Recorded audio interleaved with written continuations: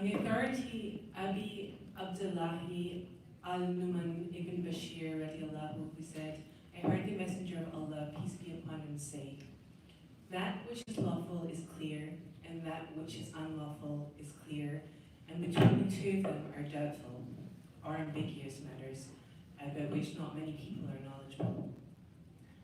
Thus, he who avoids these doubtful matters certainly clears himself in regard to his religion and his honour, but he who falls into the doubtful matters falls into that which is unlawful, like the shepherd who pastures around a sanctuary, all but grazing therein.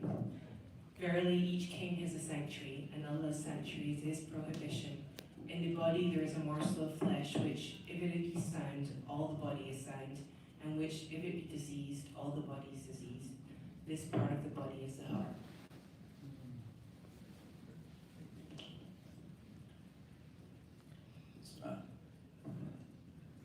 So the companion who's narrating this, An-Nu'man ibn Bashir, he was somebody who was from the Ansar, he was from Medina. Some people say that he was the first child that was born after the migration. He had a lot of different prominent roles. When the Umayyad Caliphate started, he was the governor of Kufa.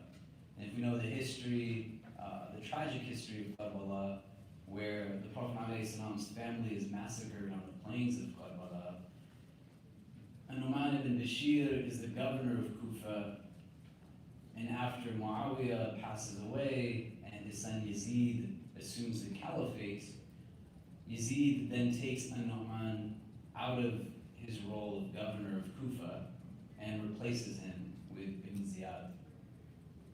An-Nu'man ibn Bashir, radiallahu anh, based off of what we know of him, he's likely not the oldest person when he's hearing this hadith from the Prophet ﷺ. He's a young person in his company, in his presence.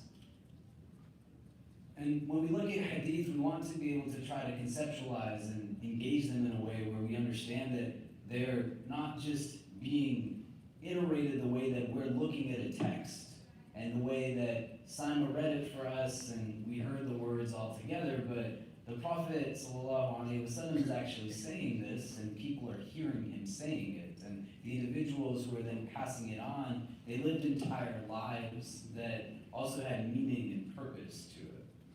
And so An-Nu'man ibn Bashir, he is setting forth to us through this hadith that he hears from the Prophet ﷺ an indication of essentially how important it is for us to understand the role of our heart in determining what things we go into. That the premise of the hadith, it starts off that the halal is clear and the haram is clear. This word bayin, you probably have heard it in a lot of different ways. There's a surah in the Quran that's called Surah al-Bayyinah. Somebody gives a talk, we call it a bayan. The idea is that they're bringing clarity, they're elucidating points, and they're making it known what is actually being discussed as such. And so the kind of clarity that's there is one that says, it's just evident. There's no doubt in it. And these aren't the sole categories that we have within our tradition, but what we call the ahkam sharia are principles that essentially divide all actions into certain boxes. So on one end of the spectrum, we have what's called the fard. On the other end of the spectrum, we have what's called the haram. In the middle, we have what's called mubah. And then here, we have what's mustahab. And here, what's makruh. And this would be obligatory. This is recommended. This is neutral. These are things that are disliked. And this is the impermissible.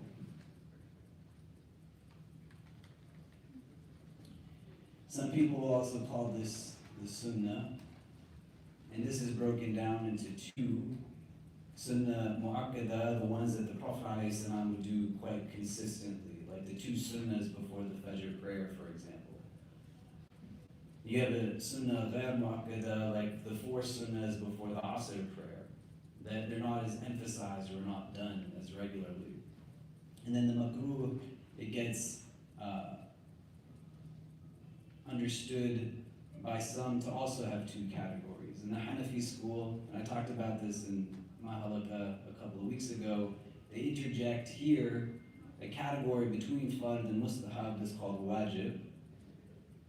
And then the makruh gets broken into two. Makruh tanzihi and makruh tahrimi. So an example of something that's obligatory is like our daily prayers, etc. Something that's recommended. We've talked about the manner in which the Prophet ﷺ would eat, would sleep, etc. So the distinction here, from the Quran, we get wudu is something that's necessary. What becomes sunnah in wudu is the number of times you wash a body part, the order in which you wash it, and the inclusion of your mouth and your nose, because they're not based in the Quran. Everything else was fard, and these would be the things that are recommended. The idea of leaving behind a sunnah becomes problematized, not because the abandonment of the sunnah is like the abandonment of a fard. If you leave behind a fard, something that's obligatory, it is actually haram to do that. The individual sunnah act that you leave behind with consistency becomes problematized, not because the act in and of itself that is recommended is being left behind, but in doing so, you then leave behind the command to follow the Prophet and what he does. Does that make sense?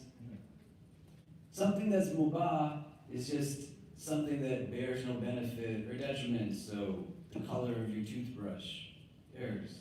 This thing can be rendered detrimental or beneficial based off of the intention, the presence that you bring to it. With consciousness, you can affirm that I'm brushing my teeth so that when I say salam to my brothers and sisters at Jummah, my breath is not funky, right?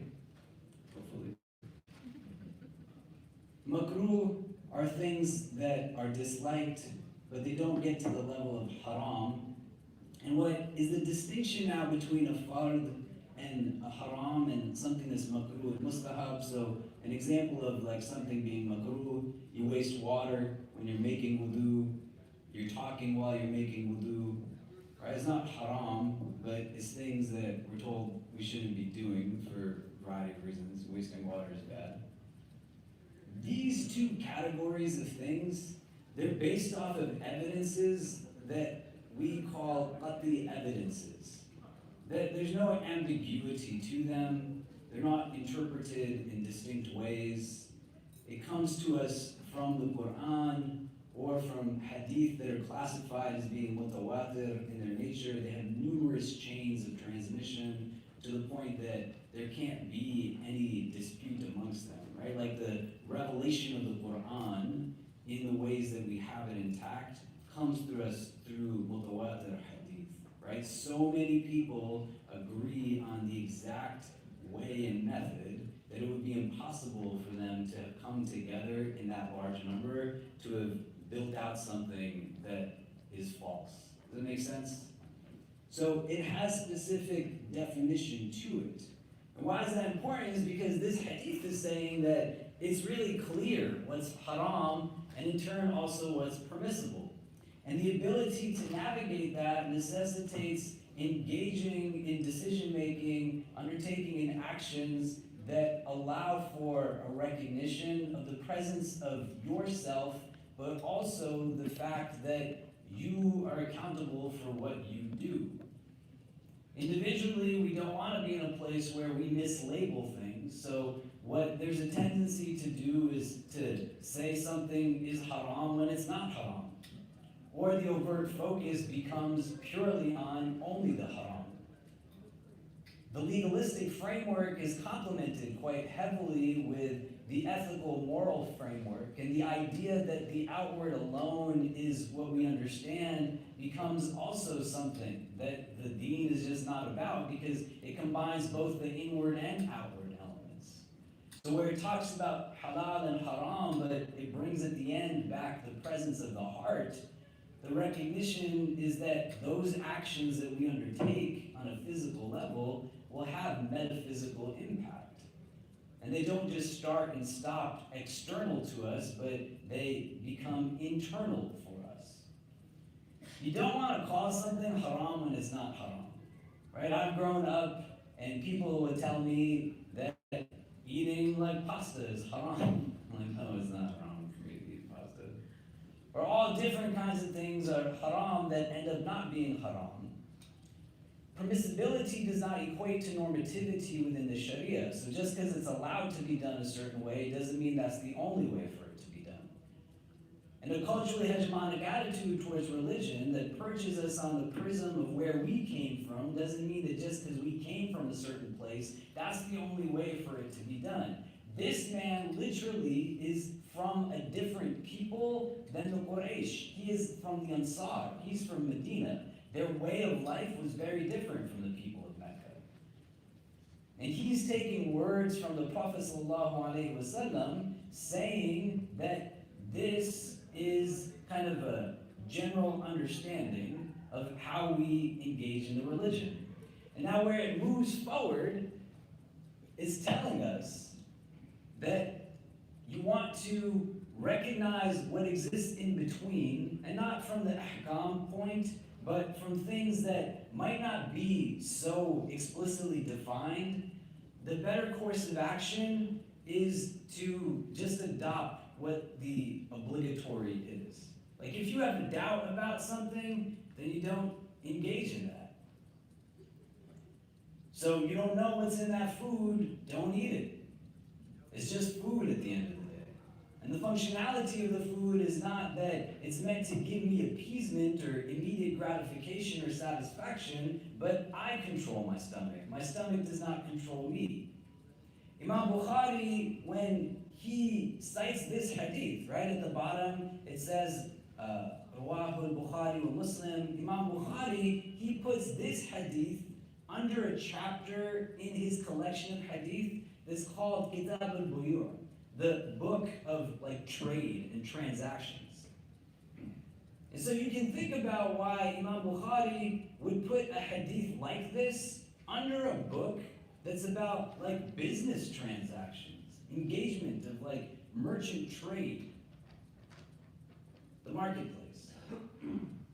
There's a bunch of crazy things that happen when we're now interjecting the market into what we do.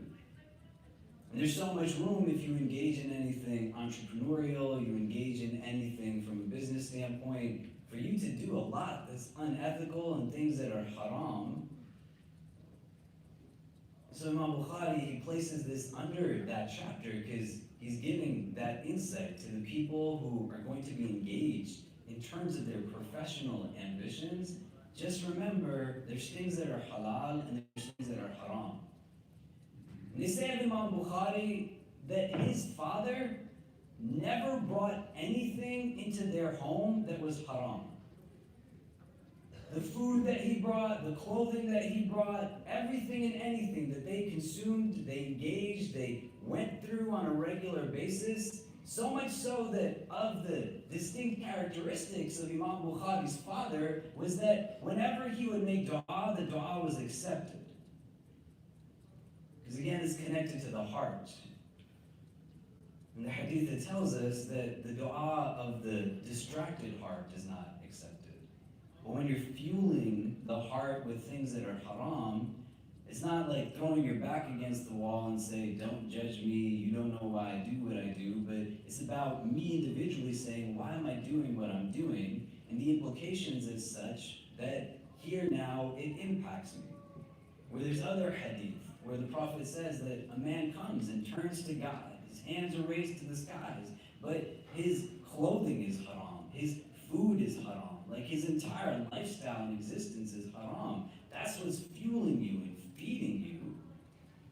It's not that God doesn't hear the prayer, but the utterance of the prayer and the vehicle through which it gets moved forward, that vessel that's inside of you, is being now moved and pushed by things that just aren't beneficial for it. And so you go through the haram, the halal. He who avoids these doubtful matters certainly clears himself in regards to his religion and his honor, but he who falls into the doubtful matters falls into that which is unlawful, like the shepherd who pastures around a sanctuary, right? So if this is the sanctuary,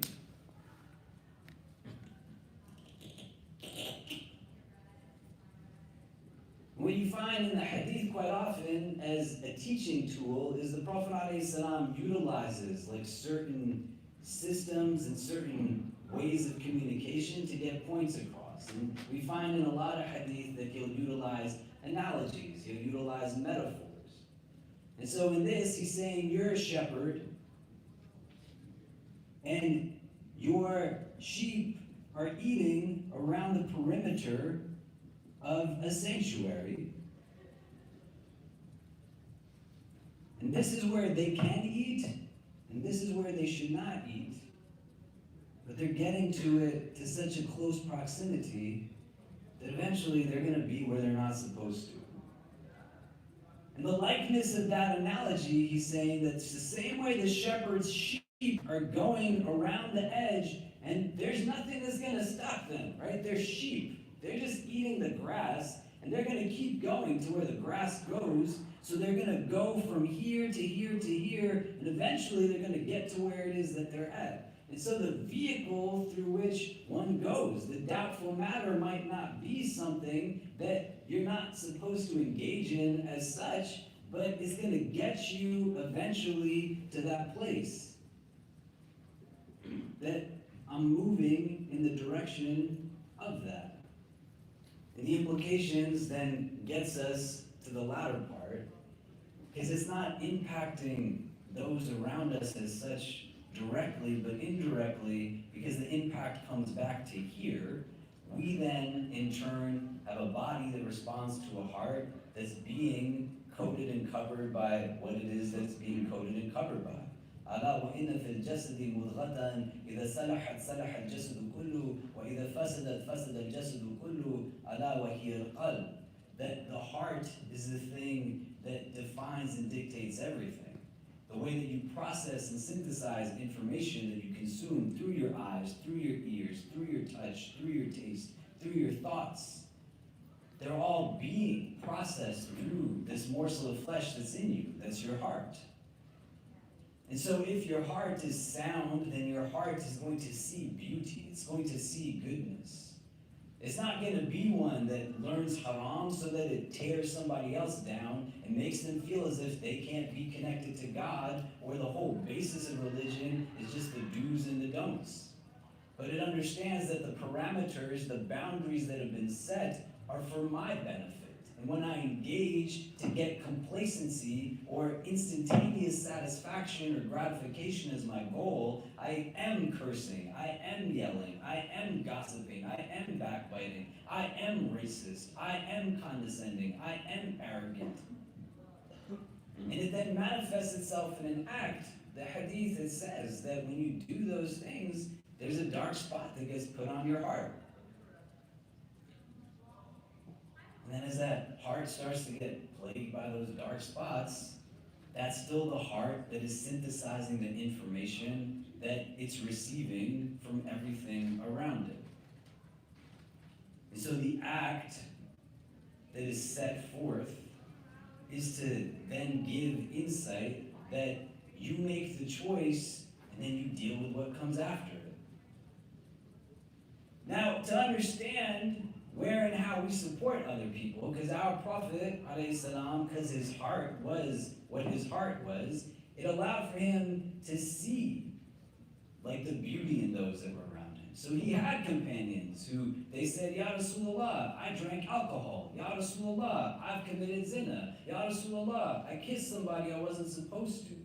He didn't push them down or tear them down. The times when somebody did haram and the Prophet got angry were usually when somebody was abusing somebody else.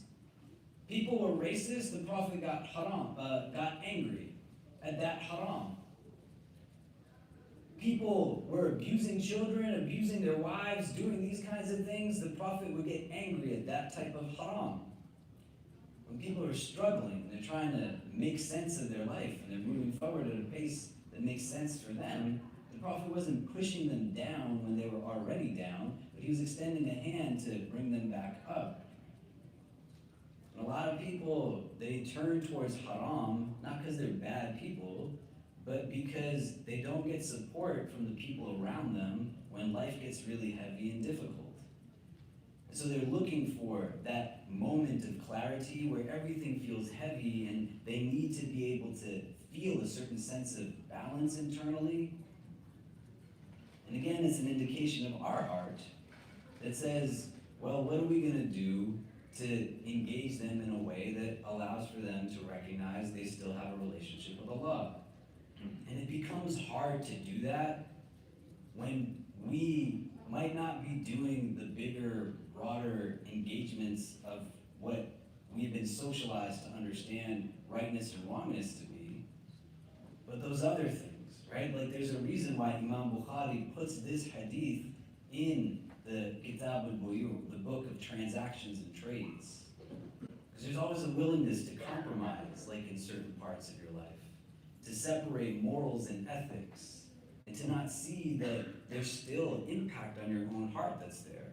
But like when you're in your home and there's no one else's eyes other than God's eyes on you, how you're engaging your family, how you're engaging your spouse, how you're engaging your children, how you engage in your own sense of real consciousness and presence. And it goes all the way back to the heart as the starting point. And the circularity of it brings the impact back on. If you want to know where your heart lies in all of what it is that you're doing, you just want to see how you treat people at the end of the day. Because the etiquette and interaction we have with others will be a good base to say, well, this is where I'm beginning. And ours was a prophet who taught us that smiling is a charity. That the best amongst you is the one who gives the salam first, who greets those that they know and those that they do not know. It is not sitting and waiting or passing others by, but has a demeanor of kindness, compassion, and is motivated to that level of engagement. And so Sheikh Aisha will be back next week, and she might touch on this, but again, it's giving us an insight that we move away from those things that exist in the gray, but we become particular about them as well. You don't want to eat haram things, you don't want to see haram things, you don't want to hear haram things, you don't want to speak haram things. If not even for anyone else, for your own self, the impact is coming back to your heart, and then that heart is what's going to be gauging how everything else that's around it is understood and synthesized. So we're going to stop here, call the adhan, and have the Jummah prayer. Again, I apologize, Sheikh Aisha had something come up last minute, but she'll be back next week, inshallah. Wallahu ta'ala alam wa billahi tawfiq. Wassalamu alaikum wa rahmatullahi ta'ala wa barakatuh.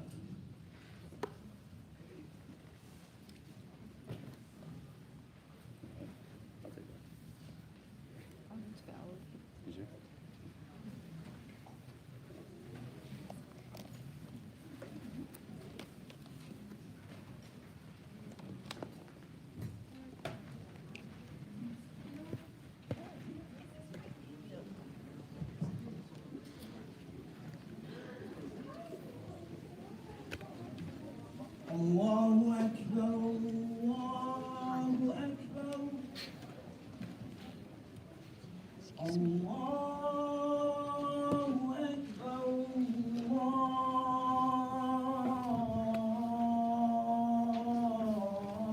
Allahu Akbar.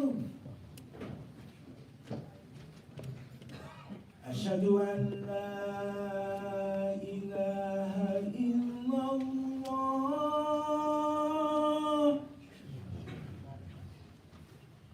أشهد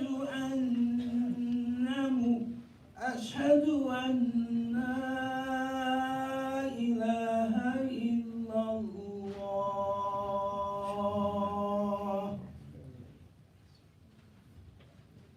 أشهد أن محمدا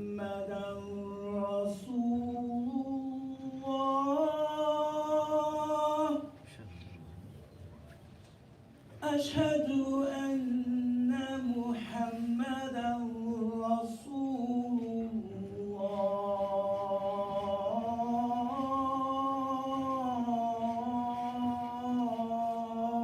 الله. حي على الصلاة.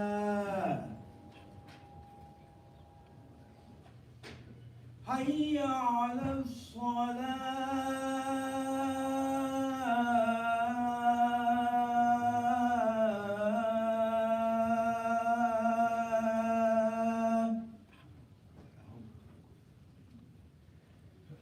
حي على الفلاح.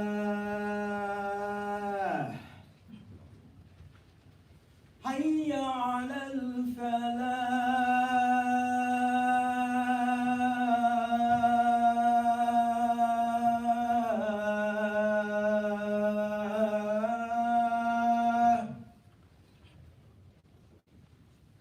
الله أكبر. الله.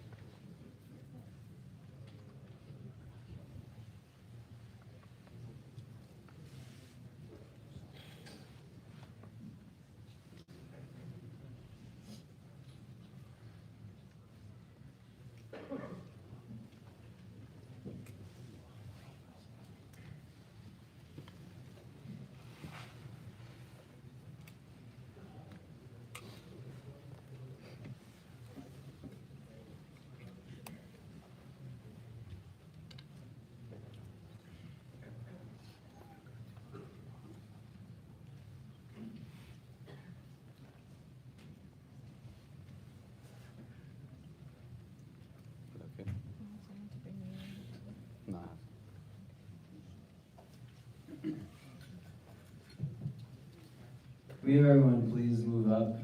If you could fill up all the carpet that's in front of you, so there's no gaps. The lines are there just for when we stand to pray, but if you see any green carpet in front of you and can fill it in, it would be appreciated. There's still a lot of people that are going to be coming in. If we can have people also shift towards the windows, that would be great, just to make even more room, inshallah. Assalamu alaikum wa rahmatullah.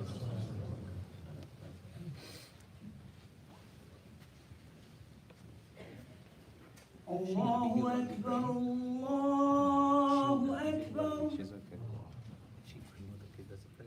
الله أكبر أشهد أن لا إله إلا الله أشهد أن لا إله إلا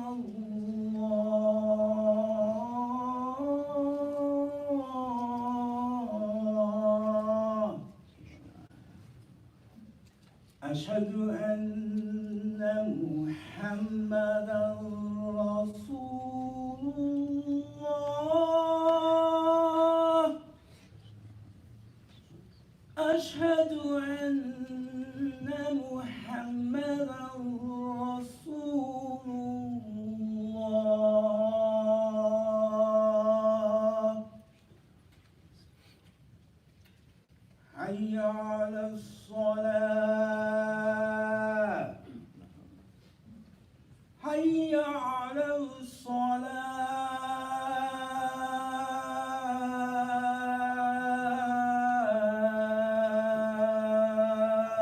الصلاة حي على الفلاح حي على الفلاح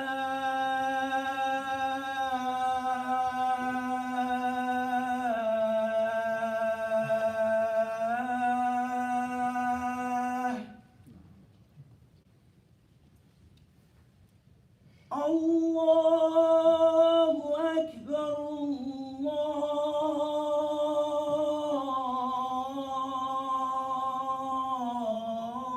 الله أكبر لا إله إلا الله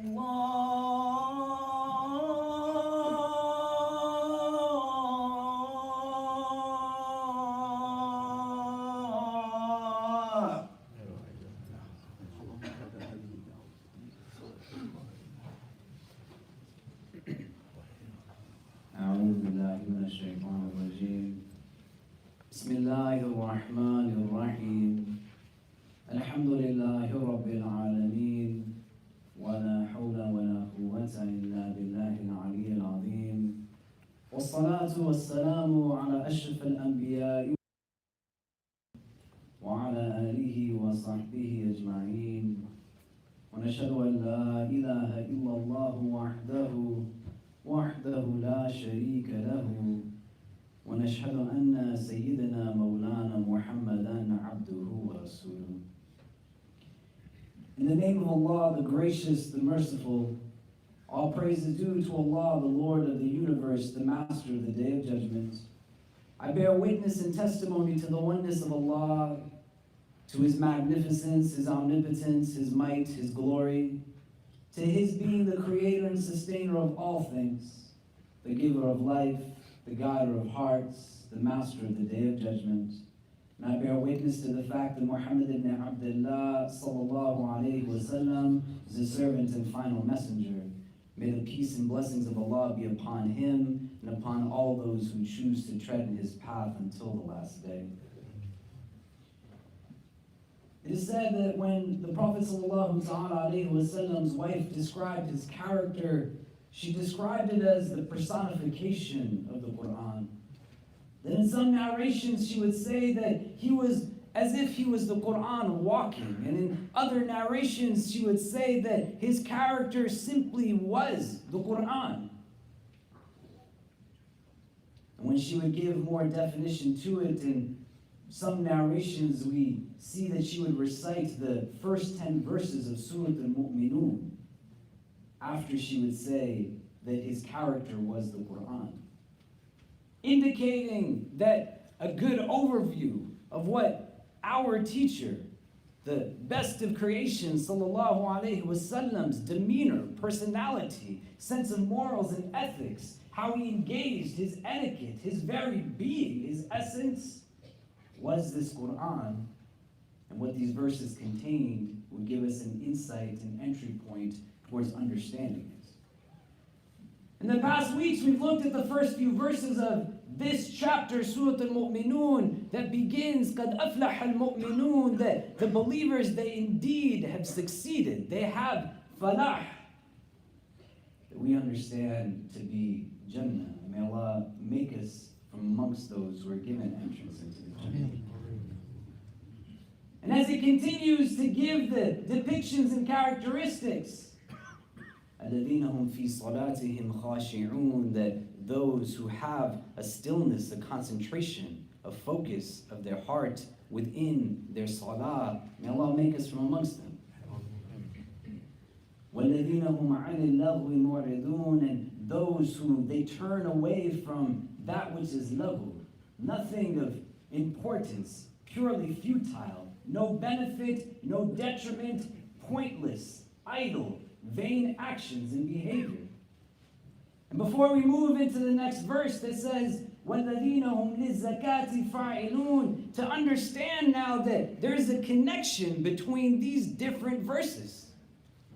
That when Allah Azza wa Jal, He puts things in a certain order, the tartib of things, it also is something that we should understand.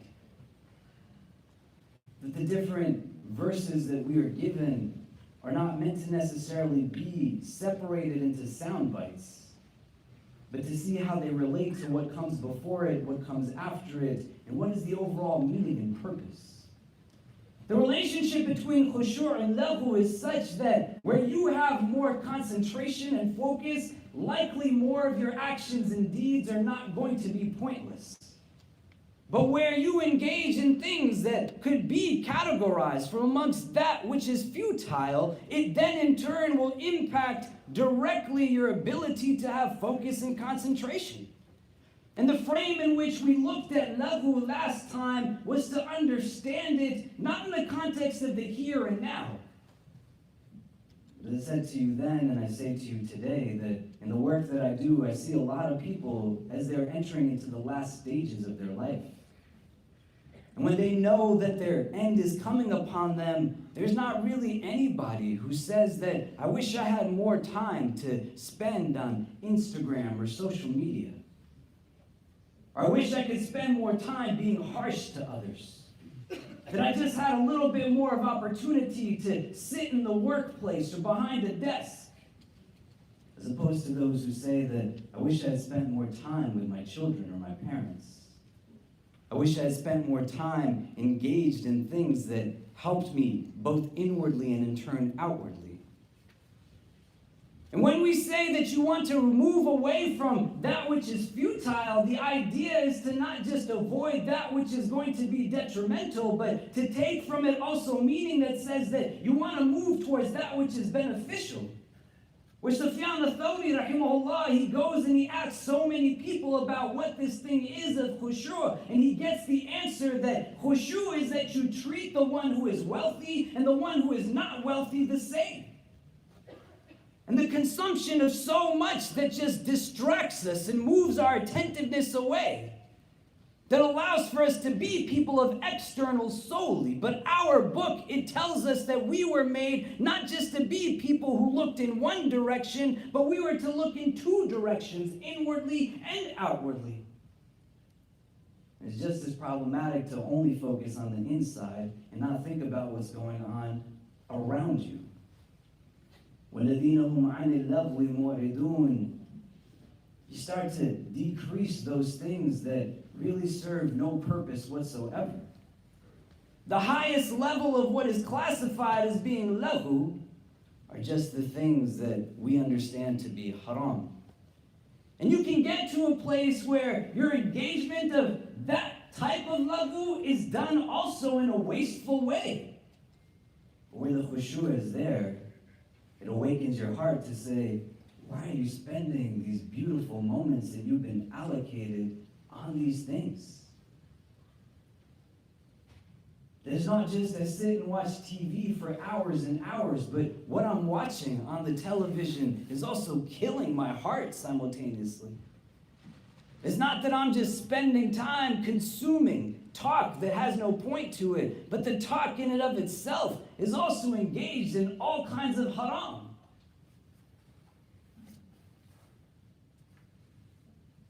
The aspiration has to be one subjectively that says that I want to be able to have that focus, that I cut out the things that become vision modifiers, so that I don't treat people distinctly who come from different races, different classes, different cultures, different backgrounds. But I have the focus and the stillness of my inside that allows for me to be the person that sees everybody within the frame of the verse, وَلَقَدْ كَرَمْنَا بَنِي آدَمَ, that all of the children of Adam are given dignity and are meant to be treated with honor and respect. وَالَّذِينَ هُمْ عَنِ اللَّغْوِ مُعْرِضُونَ.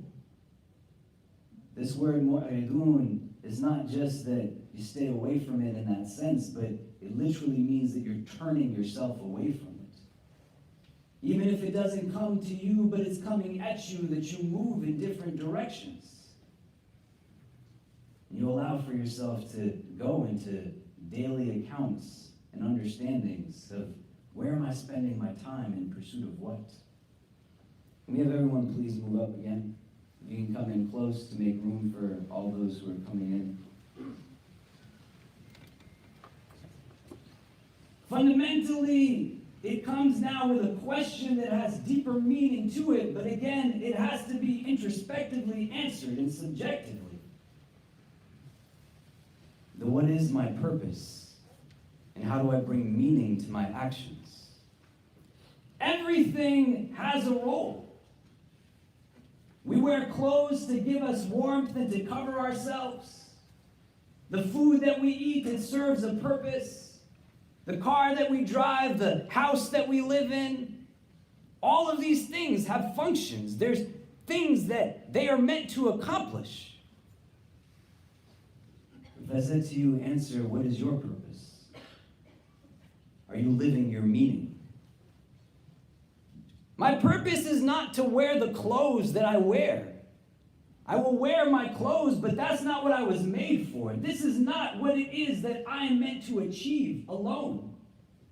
Nor is my purpose to simply eat the food that I purchase. My purpose is not to just drive the car that I go around in.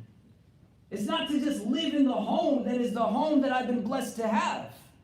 To recognize these as ni'mah, to understand that yes, I'm grateful for them, but in and of itself, I was not put on this earth to simply own things and then in turn engage in the utilization of them. And for me to now bring purpose and meaning into my action and to have an aspiration to say that the deeds and decisions that I want to undertake and the choices and decisions that I make on the perspectives that I have of things necessitate me having a starting point that says, what is the point of the things that I'm trying to do? And as I cut out the things that are pointless, how am I living with purpose? How am I living with meaning? How am I living in pursuit of something that makes me distinct from the rest of creation?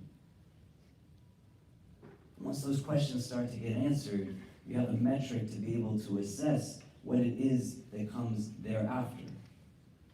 the khushu', the lahu, they live in contradiction to each other. And where and how we see that the increase of one decreases the other, and then we choose which one it is that we want for ourselves. May Allah make us from the khashi'in. As the verses continue, وَالَّذِينَ هُمْ لِلزَّكَاةِ فَاعِلُونَ, those who are the doers of zakah, they perform their zakah. And it starts with the same construct, the ism mawsul, the relative pronoun, alladhina, going back to the mu'minun, those who have been given falah. In this verse of Surah Al-Mu'minun, it gives us now distinct meaning through this word zakah. Because quite often when we talk about the charity that this religion tells us to give, we see it within the Quranic constructs of verses that say things like وَأَقِيمُوا الصَّلَاةَ وَآتُوا الزَّكَاةَ. It uses a different verb. It doesn't use this, which says فَاعِلُونَ. Fa'ilun denotes that you are performing the act. In Surah Al-Fussilat, we get a verse that comes also in the Meccan period of revelation. Just as Surah Al-Mu'minun, this verse is from the Meccan period of revelation that is telling the people that you should give a part of your wealth in charity. And so the understanding of this verse can be that those mu'minun who are given falah, they are the ones who do their zakah in the sense of that giving of a portion of your wealth in charity, but with all of your presence in your giving. That you know and understand who actually is in need in your community. You spend time recognizing where the gaps are and building out what it is that's necessary to create holistic modes of helping people get back on their feet. That you're not just throwing money at someone and say, I fulfilled my obligation. But you understand that the purpose of the giving of the charity is not to make the nafs feel good about itself or to make yourself feel better. It's to make somebody else's life better. And so in every aspect of the giving of that zakah, the giving of that charity, that you have such a depth and intimacy with those who are in need, that beyond just what is mandatory, you start to give and give and give even more. Because you understand that you've cut out that which is futile. And you have the concentration, the khushu' that the first characteristic talks about. And you have an aspiration to engage in that mode, and you sit and you think about what it is that you go out and do with that which you were given. But when zakah is given in the way that it's supposed to be given, when sadaqah is given in the way that it's supposed to be given, when you understand that your hand extending to another hand is actually a hand that is attached to a body that is a part of an individual, another sister or brother that seeks to live a life that they are entitled to contentment just as anybody else. You get motivated by real love to say that I'm not fulfilling it just as ritual, but I'm doing it in the sense of every single way that it can be done. A sister in our community who is a survivor of intimate partner violence. She was married to a man who has no idea what it means to be a man. Would strike her, abuse her physically. And when she would come to me and our community and she would say things like, when my husband goes to work and my children go to daycare, I sit on a bench near my house and cry in the park, wondering what my life is like. And she left from that relationship and moved forward in different ways. And at a point in the middle of it, she came following Ramadan, and we gave her a few $1,000s in zakat al-fitr.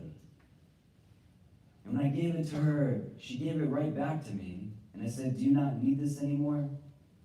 And she said, no, I definitely need it. I just don't know what I'm supposed to do with it. I've never had my own credit card before. I've never had my own bank account before. I've never had to pay for my own cell phone before. You keep it and you give it to me and tell me what it is that I'm supposed to do with it. She was married at a very young age, had no work experience, let alone a resume. And our giving of zakah to her could be for us, or to recognize who she is more broadly, and what are really the needs that she has altogether. That there are processes and systems, institutions and services that you can look throughout the history of Islam in this world, and you saw the religious scholar working in interdisciplinary modes with the social worker, the mental health professional, the person who understood finance and accounting, people who got what it was to create something at a bigger level that wasn't about the satisfaction of the nafs in any capacity. But it was to think with a heart that was awake and recognize what its purpose is, as to what it was that it had the capacity to achieve and get done as best as it could get done. وَالَّذِينَ هُمْ لِلزَّكَاةِ فَاعِلُونَ, that you are the ones who are the doers, the performers of that zakah.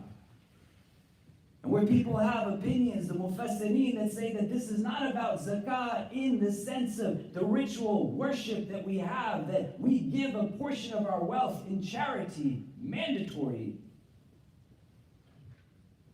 Because it was in Medina that the rules of who you give the zakah to and how you give that zakah started to come down. And so there are some who would be of the opinion that would say that the inclusion of this is not referencing just zakah in terms of giving and charity, but overall, the tazkiyah that you engage in, the process of purifying your heart and your internal, which essentially is what the giving of that charity is. And that's why it shares the same root and it comes from the same base. You purify your wealth in that way, but also you start to purify your heart by giving. Because it's hard, and you know that it's hard, and the hadith is true. You give the children of Adam a mountain of gold, they're going to want a second mountain. We are not the largest or the strongest, the tallest of the animals in this world. We can't swim to the depths of the ocean or fly on our own with our own hands. We're the only animals that even after our stomachs are full, we keep feeding ourselves. And our satisfaction is not one that is ever satiated when complacency is the goal. In the moment, I always need to have my wants fulfilled before anything else. You build a habit by digging a little deep and giving what you have, knowing that it can go a long way. And when people come together as a collective, with hearts that move in unison, you can see the impact that much more. Our students, mashallah, in the last week and a half, were raising money for orphans and refugee children, in particular in Gaza, in Pakistan, in Niger, and in Syria. May Allah make things easy for the people there and all those who find themselves in any difficulty. And as students going to school, undergrads, in a week and a half, mashallah, they've raised already over $70,000. And when you add to that and amplify it based off of the exchange of currency that is in those countries, it just makes it that much more. But a lot of lives will inshallah be saved through that effort. And it necessitates a heart that is willing to remove the clutter and the vision modifiers of the world that say, take care of you first before anything else, to go out and actually live your light and live your beauty, to live the Islam that we've been given in that way. وَالَّذِينَ هُمْ لِلزَّكَاةِ فَاعِلُونَ, they are the doers of the zakah. Inshallah, in the coming weeks, we'll talk about it from the framework of tazkiyah. But where you can between this week and next week, even if you don't have so much, try to give something to somebody. Allow for yourself to become aware of the people who are around you and what their circumstances and situations actually are. To let yourself feel the actual spiritual gain and benefit from the worship that is giving charity, so that it increases what exists within us and then makes us that much more those who are a means of increase for all those who are around us. أقول قولي هذا وأستغفر الله لي ولكم ولسائر المسلمين فاستغفروه إنه هو الغفور الرحيم.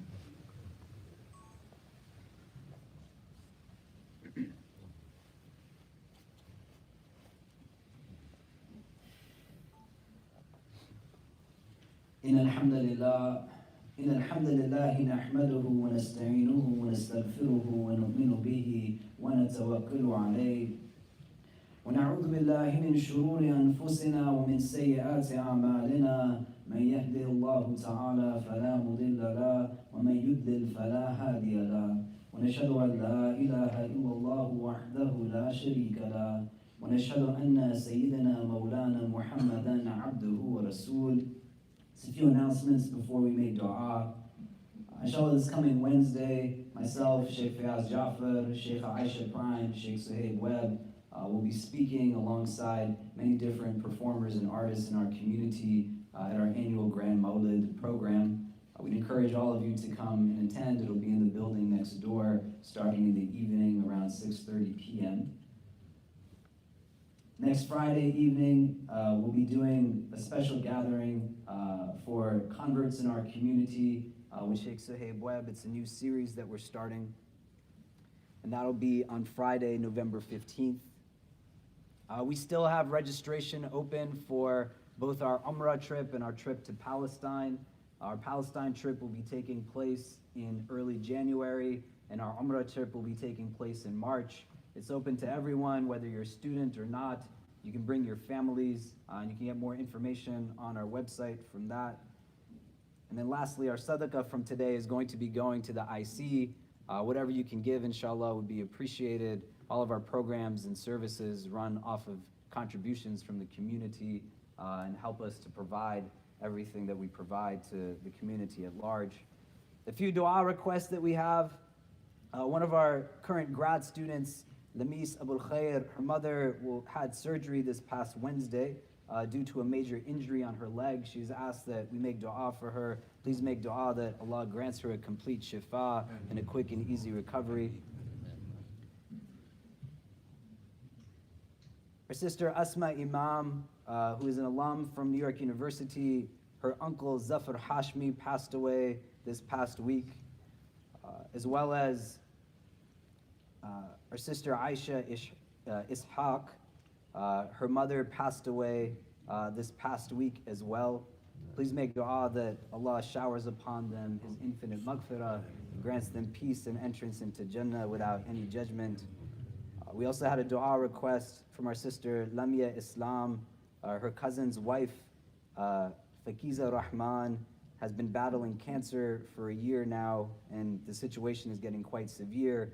She has 2 children, a 7-year-old and a 3-year-old, as well as our sister Layla Noor has asked that we make dua for her brother who underwent high-risk brain surgery this past week. Please make dua that Allah makes these ailments a means of purification in this world and a means of elevation in the next, and grants ease to our sisters and brothers during this time. إن الله وملائكته يصلون على النبي يا أيها الذين آمنوا صلوا عليه وسلموا تسليما اللهم صل وسلم وبارك على سيدنا محمد في الأولين وفي الآخرين اللهم صل وسلم وبارك على سيدنا محمد وعلى آله وصحبه وبارك وسلم يا أرحم الراحمين اللهم إنك عفو كريم تحب العفو فاعف عنا يا مقلب القلوب ثبت قلوبنا على دينك اللهم اجعلنا من المخلصين اللهم اجعلنا من المخلصين اللهم اجعلنا من المخلصين. We begin this supplication in your name, Ya Allah, and beseech you to send your choicest salutations upon your most beloved sallallahu ta'ala alayhi wa sallam. We ask that you shower your infinite mercy upon this gathering, granting each and every one who is present herein and our loved ones only the best in this world and the best in the next. We ask, Ya Allah, that if all of us are meant to be together only at this time, at this place,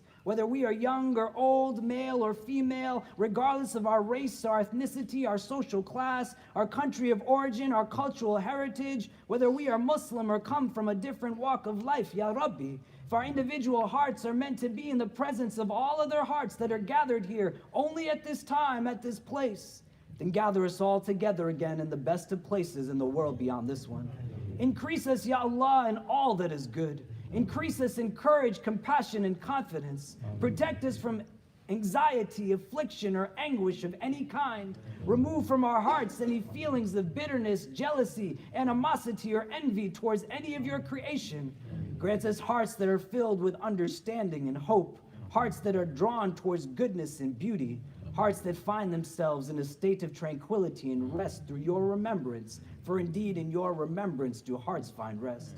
We ask, Ya Allah, that you make us from amongst those who give of their charity and wealth and all that you have given to us with real love and real hope of increase for the beneficiaries of that charity. We ask, Ya Allah, that you bring forward from this community men and women who will step forward with all of their skills and understandings, their credentials and trainings to build out the services needed for those who quite often this world forgets. From this community, Ya Allah, bring ease to the orphans and widows of this world. From this community, Ya Allah, help us to build the shelters and clinics that our neighbors are in need of. From this community, Ya Allah, give us the tawfiq, the understanding, the wisdom, and the success to go out and live in a way that is most pleasing to you. And make our presence in the lives of the rest of your creation a means of benefit for them and for us always.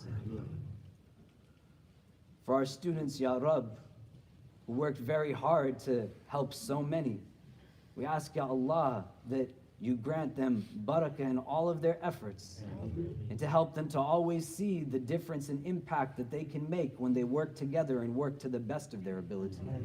We ask, Ya Allah, that through their example, all of us gain an increase in an understanding of what it is that we have the ability to be for others.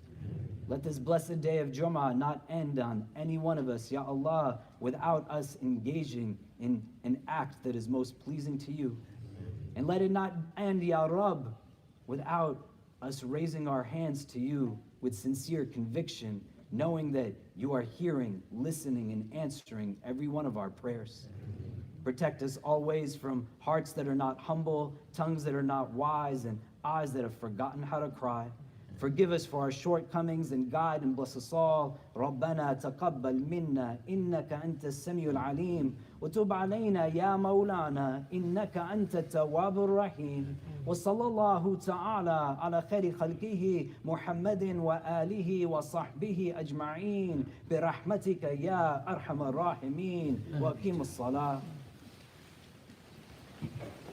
Hey, Allah. Oh, the mic's dead. Oh, yeah, that one's dying.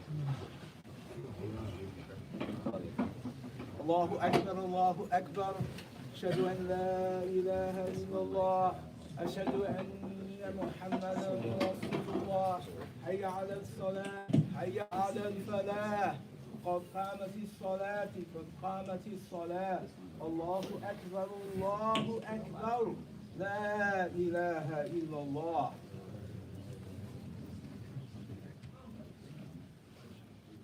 Just another quick announcement before we start our prayer. His brother is going to be taking his shahada after we pray Sunnah and Nawafil. So for those who can stick around to be a part of it, please do so, inshallah. It'll be immediately after our Sunnah prayers are done.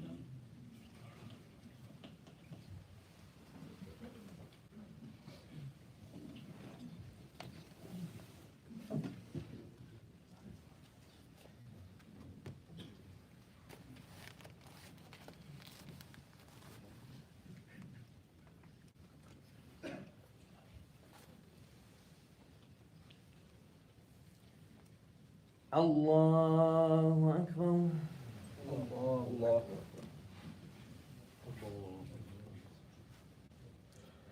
الحمد لله رب العالمين الرحمن الرحيم مالك يوم الدين إياك نعبد وإياك نستعين اهدنا الصراط المستقيم صراط الذين أنعمت عليهم غير المغضوب عليهم ولا الضالين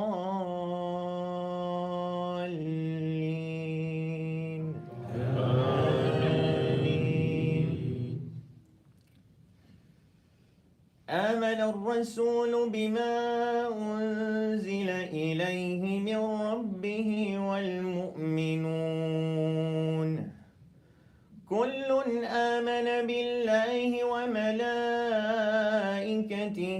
وكتبه ورسله لا نفرق بين أحد من رسله وقالوا سمعنا وأطعنا غفرانك ربنا وإليك المصير. الله أكبر.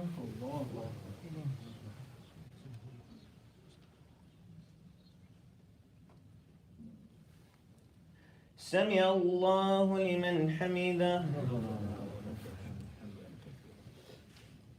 الله أكبر.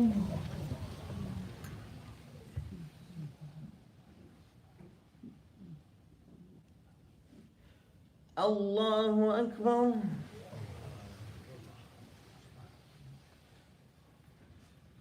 الله أكبر.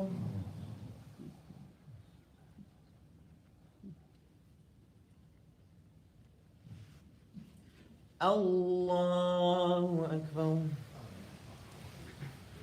الحمد لله رب العالمين الرحمن الرحيم مالك يوم الدين إياك نعبد وإياك نستعين اهدنا الصراط المستقيم صراط الذين أنعمت عليهم غير المغضوب عليهم ولا الضالين آمين. لا يكلف الله نفسا إلا وسعها لها ما كسبت وعليها ما اكتسبت ربنا لا تؤاخذنا إن نسينا أو أخطأنا ربنا ولا تحمل علينا إصرا كما حملته على الذين من قبلنا ربنا ولا تحملنا ما لا طاقة لنا به واعف عنا واغفر لنا وارحمنا أنت مولانا فانصرنا على القوم الكافرين. الله أكبر.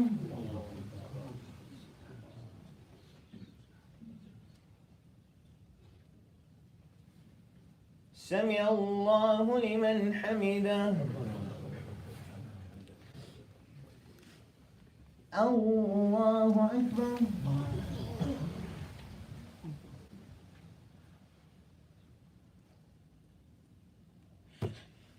الله أكبر.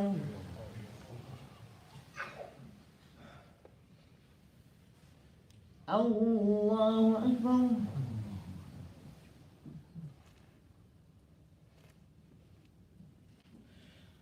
الله أكبر.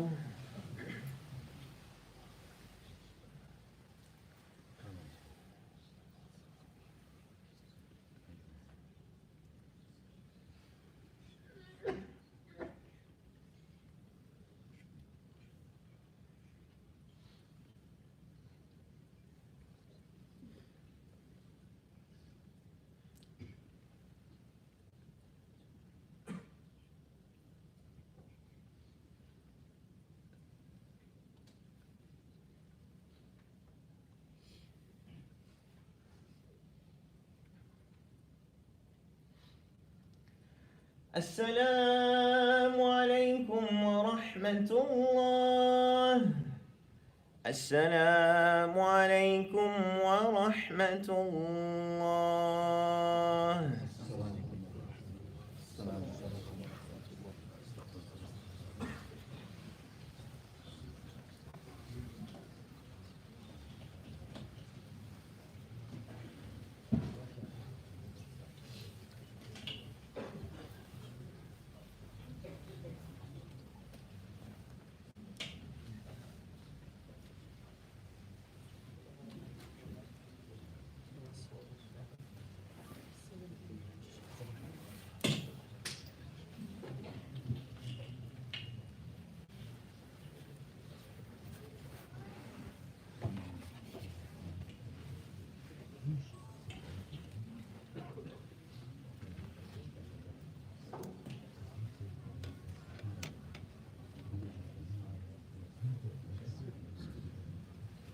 vacant plastic.